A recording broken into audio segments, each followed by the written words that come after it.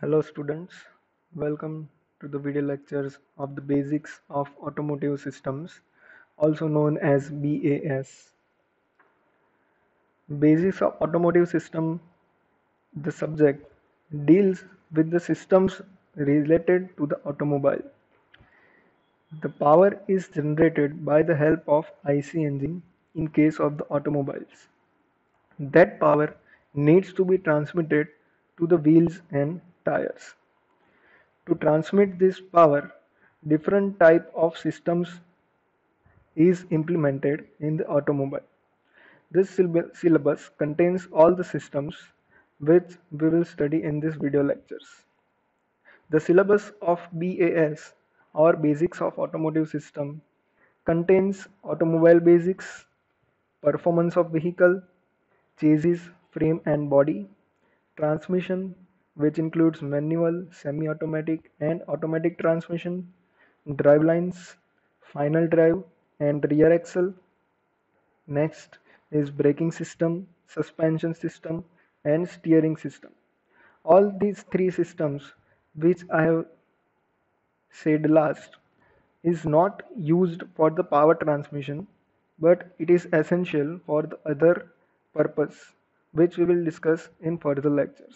And the last one is wheels and tires, which is last component of the automobile, which helps the vehicle to run by the power generated from the IC engines. Let's see overview of all these topics first. In the first automobile basics, we will learn about the layouts of the vehicle which we are using nowadays on the road in our vehicles. Next, we'll deal with the performance of vehicle, in which we will consider all the criteria which affect the performance of the vehicle on the road, such as aerodynamic considerations, gradient considerations, as when vehicle is going on a grade, it will face some resistance. Also, how much power vehicle need to generate to keep it in the running condition. Next topic will be chassis, frame and body. Chassis, frame and body is outer structure or basic structure of an automobile which is important for the load bearing conditions. Next will be manual transmission, semi-automatic transmission and automatic transmission, which deals with all the transmission systems which we are using in our vehicle.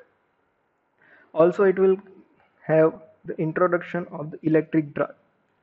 After that, we will learn about the drive line.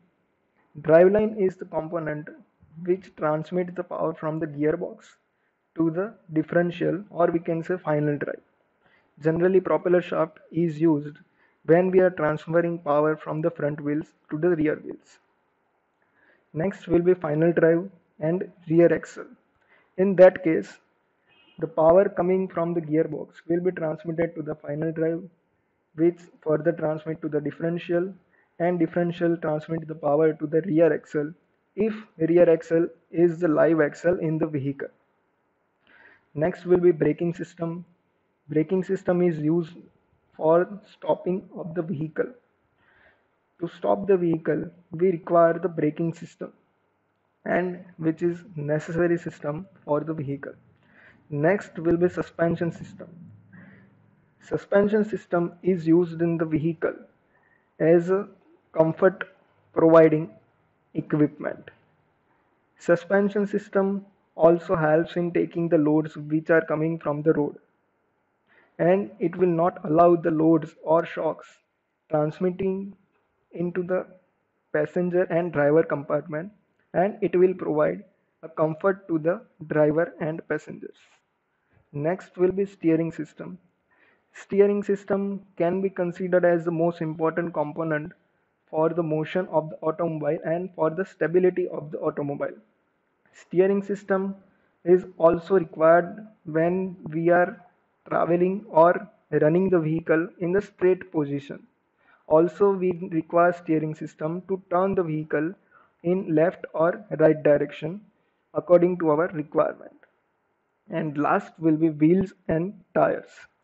Wheels and tires are the components which transmits the power of the engine by the help of different transmission system towards the road, and wheels and tires helps the vehicle to run on the road condition. Let's start the first topic, automobile basics.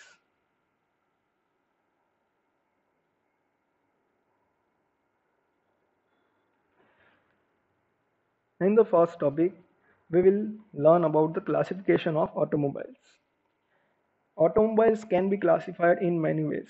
Before classifying them, first let's discuss what is known as automobile. Generally, automobile is defined as any self-propelling vehicle which can be run on the road surface. So, any vehicle or any self-propelling object which we can run on the road will be known as automobile. For example, we can say train is also a self-propelling vehicle, but we are not running it on the road. We have to use the different or extra rail system to run the trains, so that it is a part of the locomotive system and not an automobile system. Also, the system aeroplane. Aeroplane is also a self-propelling system, but it doesn't run on the road. So it is also used in the category of aircraft. Let's learn about the classification of the automobiles. In that first classification based on its purpose. For the purpose, there are mainly two purposes of the vehicles or automobile, that is to transfer the passengers or to transport the goods. For that, passenger automobiles or goods mobiles. In the passenger, cars and buses, all these categories lie in the passenger automobiles, and trucks which are used to transport the goods is known as the goods automobiles. Next is classified based on the fuel used in the vehicle. Generally, two main types are petrol and diesel automobiles. As we already know that two types of vehicles we use, that is petrol vehicle and diesel vehicle. And third one is electric vehicles, which is the demand of the hour, which we require right now, as petrol and diesel are fossil fuels, and it's going to create an emissions which is harmful for the environment and for the humans.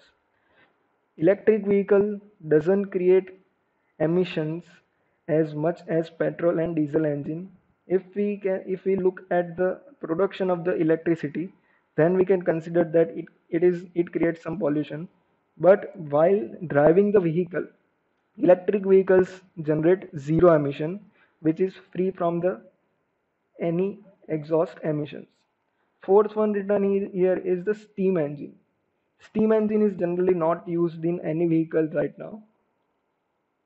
Next category is the classification of the automobile based on its capacity. The capacity, which means that heavy motor vehicles and light motor vehicles. In the case of the heavy motor vehicles, which are larger in construction and which is used for the heavy transport, these are known as the heavy motor vehicles. For example, trucks for the goods transportation are heavier compared to the other vehicles. Same buses which transports many passengers at the same time, which is also known as the heavy motor vehicles. Light motor vehicle will contain all the cars which we are using right now, same as jeeps, vans which is used for the goods transportation, pickups which is used for the good transportation. All these will lie into the category of light motor vehicles. Next is classification based on the construction. In that, two main categories, which is single unit and articulated vehicles. Single unit means all the vehicles which we are using right now are known as a single unit. What are articulated vehicles?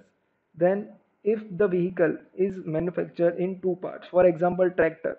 In the case of the tractor, vehicle is different, and in the rear part we attach a trailer which is an another part. So that type of vehicle which is divided into the two parts will be known as articulated vehicle.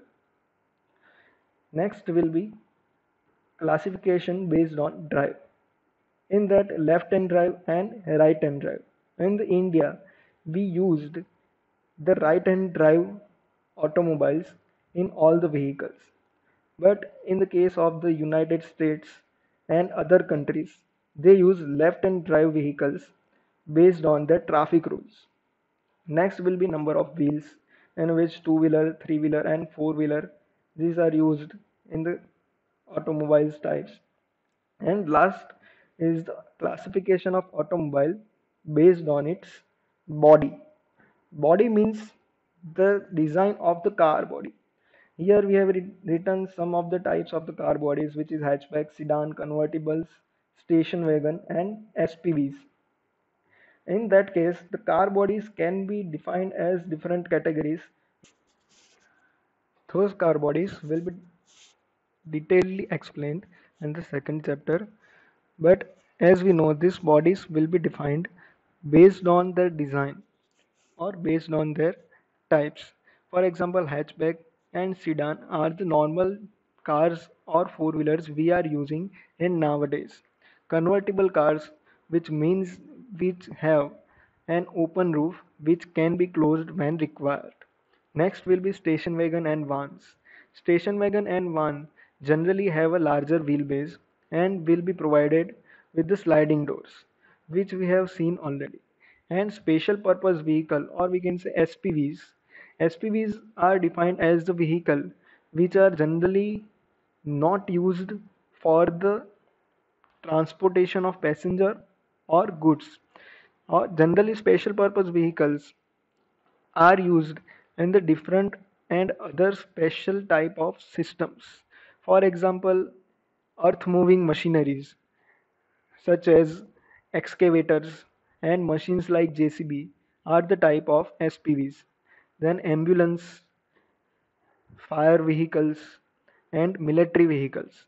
All these types of vehicle which are used for the purpose other than passenger and goods transportation are known as the special purpose vehicles or SPVs. So let's start our first chapter, in which the first topic will be on the vehicle layouts. What is the meaning of vehicle layouts? In which there are mainly two factors. First, where the engine is located, and second, which wheels are powered by the engine power. In that, mainly three layouts are there. First one is the front wheel drive, second one is the rear wheel drive, and third one is the four wheel drive, or we can say all wheel drive. In case of the front wheel drive, engine is generally located in the front side, which means our layout will become front engine front wheel drive. In case of the rear wheel drive, engine can either be located on the rear side or on the front side. So rear wheel drive have two subtypes, which is known as rear engine rear wheel drive and front engine rear wheel drive. And the last one is four wheel drive. Generally, the rear engine rear wheel drive was selected in the earlier vehicles or in the vintage car because the roll cage of the vehicle was such that it had ample space at the rear of the vehicle, and to reduce the force on the front axle due to the weight of engine and gearbox, rear wheel drive was preferred on the earlier or old vehicles.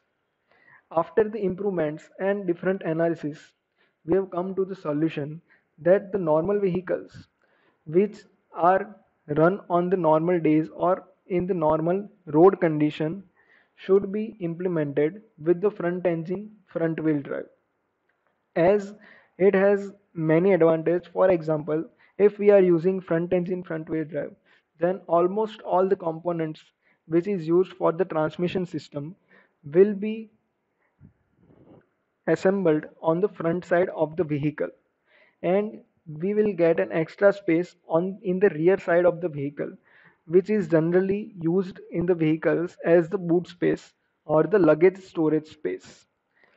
Also, front engine front wheel drive is the most economical construction compared to all the vehicles.